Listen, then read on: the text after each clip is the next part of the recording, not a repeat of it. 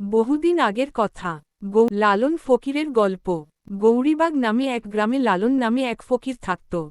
ছোটবেলা থেকেই সে অনাথ ছিল। ভিক্ষা করে দিন কাটাত আর গাছের নিচে ঘুমত। কিন্তু লালনের আসল স্বভাব ছিল ভিন্ন। দিনে ভিক্ষা করলেও রাতে সে চুরি করত। একে একে গ্রামে চুরির ঘটনা বাড়তে থাকল।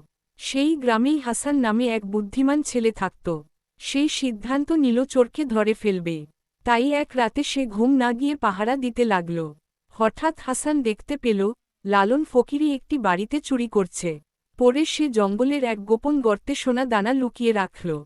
সবকিছু চোখে দেখল হাসান। ভোর হলে সে গ্রামের লোকদের সব ঘটনা খুলে বলল। গ্রামবাসীরা হাসানের সঙ্গে গিয়ে সেই জায়গায় পৌঁছাল। সত্যি সেখানে সোনা দানা পাওয়া গেল। যার যা জিনিস ছিল সবাই নিয়ে নিল। তারপর গ্রামবাসীরা লালন ফকিরকে বন্দি করল। খাবার না পেয়ে শেষ পর্যন্ত সে মৃত্যুবরণ করল।